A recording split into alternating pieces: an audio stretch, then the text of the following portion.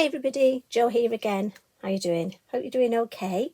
Now today we've got our November page to fill in our Lavinia calendar, and I've taken my inspiration, as you know I do, from the lovely design that Tracy has printed on the base of the calendar. Now this is what I've come up with, and as you know, on a piece of multifarious card I just create the design A as a practice piece, but B, it just gives me, when it's done, I can put it in and think, yeah, I'm happy with that. To start with, our beautiful seasonal tree. And just before I start, look, I've got some copy of paper underneath, but also I've got a folded piece that I just want to pop over this area, because me being me, I like to lean on this and I don't want to get any ink on there. Now, in the Versafine Clair, I'm going to be using a mixture of sand dune, portobello and fallen leaves. Now, with the tree, I'm going to ink up in portobello. So this is my sort of mid-brown tones. And then I'm going to pop my tree just about there. And then straight up. And as you can see, we've got that lovely mix of colours. Now, when I looked at the foxes, we've got various different sets, various different foxes on their own, different sizes. But I've gone for these two handsome chaps. And this is Fox Set 2. And I'm going to use this one and just face him that way. Again, when it comes to inking up, I'm going to start first with my sand dune, because I want some pale colour on his tail and sort of, so on his brush and then on his sort of front tummy bit. So then I'll come in with portobello, my next colour, and just sort of give that round his feet, maybe his back and his nose. And then come in with my darker colour, and again I'm just going to put him there. But it's just the two-tone effect I love, and when we colour that in you'll see how we can really bring it out. But I love those different tones. I just wanted a reason for him to be looking over here. So I've got one of our lovely ravens, and I'm going to come in with the darkest of the colours, and that's the fallen leaves. Just sort of look eye line over here. And then we can start adding some scenery around. So I'm just going to turn this round, and I'm going to be using 3 colours of the Elements ink today. I'm going to start off with Sahara, but I will bring in a little bit of truffle and a little bit of paprika. Paprika's my secret weapon.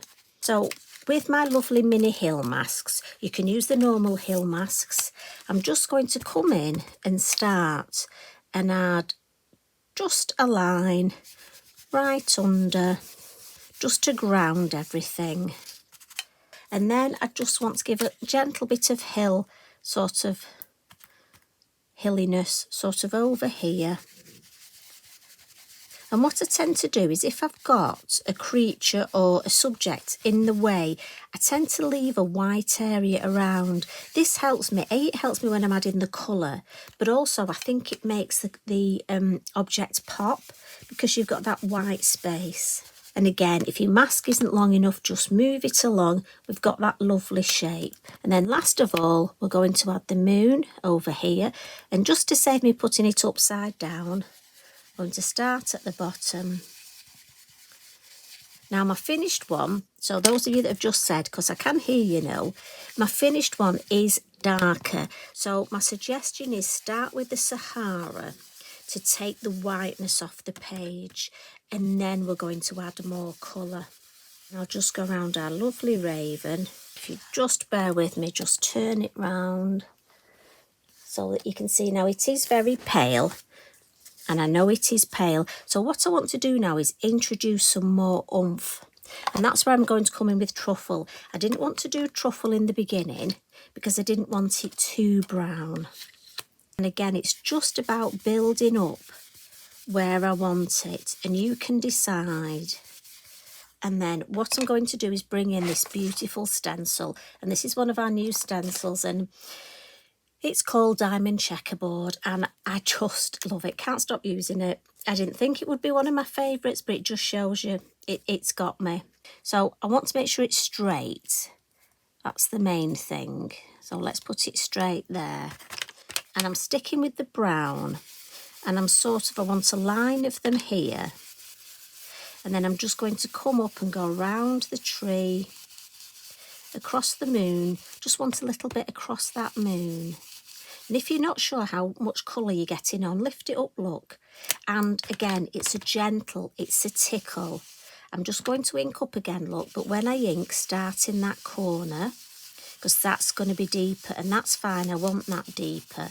And then I want it lighter towards the middle, and then deeper in this corner. The next colour I'm going to introduce is my paprika. Now, I'm not going to add any on my brush. I'll see how much I've got to see whether I need any more. So I'm just gently going to come over this base, and I just want to almost add that hint of red. So a little bit here, and then I'm going to come in the corner here, and it's amazing how much is left on my brush from the last time I used it, right across the moon. Paprika is such a fabulous colour. If yours is a new ink pad, it will be strong. So do think about using up what's on your brush. Now, because I've got less, and I just want that a little bit darker, I don't want to ink up and spoil these tones. So some colouring now. Modulars pencils, and we've got number 1, 30, 33 and 29. I'm just going to rest on this here. So again, if we start with the tree, so I just want a little bit of the darker brown at the base. You will just take your time doing your colouring. I tend to start with the darker colour, and then I will slowly come in and move to my lighter colour, but use that to blend my darker colours together. But I'm sure you've got your own little recipe for colouring in by now. And again, I'm just going to use the lighter brown on the branches that are near the moon. And then I'll come in with a darker brown for the branches that are further away. And then when it comes time to the fox, again, I'm thinking my darker brown in here. And I know you're probably thinking, Jo, we don't know about this mixing these colours, look. But I can put a darker brown here, give him a little bit of shape there. And then just a little bit of darker brown here. And then with this sort of mid-brown, it's sort of a reddy brown, and it brings in how we've got that sort of redness that we've added. And I just wanted to bring that in. And I'm just doing circular motions. When you're colouring animals, it's quite good to do circular motions. You almost get that feeling of fur. And then if I come in with the lighter one, look, and just blend. Then I'll come in with the white. And again, just blend these colours together. And if you look at foxes, obviously I've quite a large area of white on the brush. And we'll just keep that highlight there on his haunch, on his back leg, look. And then we've got that lovely fluffy bit at the front. I'm going to call this one Bandit, because look at the way that's just gone across there. I think it makes him look like Bandit, don't you? So what we'll do now is come to our lovely shading. But just before we do that, it looks a bit bare here. So if we come in with this lovely stamp off the foliage set, nice piece of copy paper, gives us a beautiful edge, and we'll come in with our darkest colour. So that's our fallen leaves. And we'll just add some lovely little sort of flowers, some foliage bits here. So I'm thinking here. And I'm just doing sort of first, second, even third generation to build up that nice shape. Now we've got lots of lovely stamps that you could use for this. Have a look, especially the sets, like the foliage set that's got 4. They tend to have ideal ones for this. So I'm going to come in first with my darker brown. And we've got the moon there, so we're going to have a nice bit of shadow under this tree. Just elongate it a bit. A little bit under here. and we're slightly this way, won't it? And then shadowing under Mr. Fox, and this will go, there's his leg, there's his bottom, and it's going to be his head, and then his brush. And then this one over here will go this way. So what I'm going to do, again, that biodegradable cotton bud, I just want to smudge this into the foliage. Just makes the foliage, not only am I creating a shadow, I just feel it gives the foliage a bit more depth. So side to side when I do my shadow, and then just round and round when I do my foliage. We've got a nice big shadow off the tree. Obviously not as big from Mr. Fox because he's not as tall as the tree. But once I've got to that stage, I like to just come in with the black and just add a little bit more definition. Just sort of grounds it a bit more, just directly under sort of the foliage and again, this is just me. If you want to leave that off or do just totally black. It's just I was aware in my pastel pencils look, I use the black a lot. So I'm really trying to use my other colours as well. So again, you know, I'm trying to learn. So I'm adding more brown, but I still like to come in with that little bit of black. And then with the white, just want to add some gentle highlights just under our lovely bird there. On the foliage, now this is where it's really interesting. Depending what colour you want to add, I'm going to go for a pink, a Posca, but these flowers you could leave them as they are, but any colour. I mean, what colour would you add your flowers? I've gone for the pink because I think it brings out the pink in the paprika. Can't say it. But you could add any colour. Be interesting to see. I mean, as I say, I thought I don't want to go too wintry and obvious for snow. I might add snow for December, but I'm thinking for November because I'm well aware that not everybody has snow at Christmas. So my white Posca now, just to add a little bit more. And again, sometimes the Posca, if it doesn't show up true white, it's just that the area you're putting it on might be a little bit wet. So come back when it's dry. So again here, I will just add a little bit down here and here on his horns, look, and on his brush. But obviously it's not going to show up. And again, on my pastel, if I show you, on this Posca, I like to put a white dot in the middle. I've done this before, and it probably won't show up as well because the pink Posca's still a bit wet.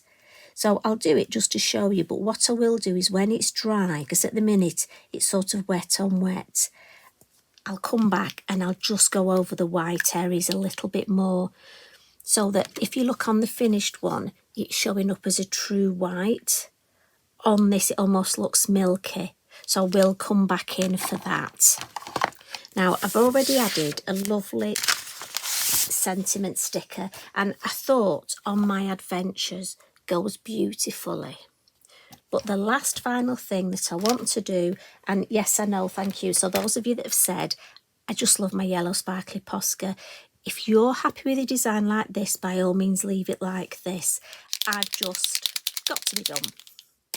So what I'm going to do is just come in and add a little bit round the tree.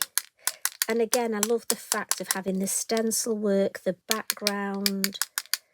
You've got beautiful definition of flowers. So a little bit round the flowers. Just go up to this corner here. And then to make it all flow, look, I'm going to then bring it from this corner down across here and round our lovely foxes here.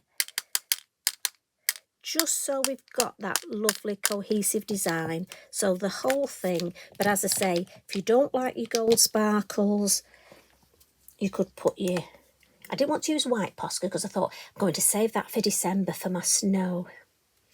So there's my design finished. As I say, I will come in and just go back over those white highlights a little bit more. And the good thing with this is it gives me a lovely design for a male birthday card or a retirement card. Now again, on my adventures, I could happy retirement and then I could maybe put on your adventures. How fabulous would that be? So I hope you've enjoyed that, and I can't wait to see your November page. Now, are you going to go for a traditional snowy one? Or are you somebody who lives in New Zealand, Australia? Are you going to have your fox on the beach? Who knows? I can't wait to see. Thanks as always for popping in.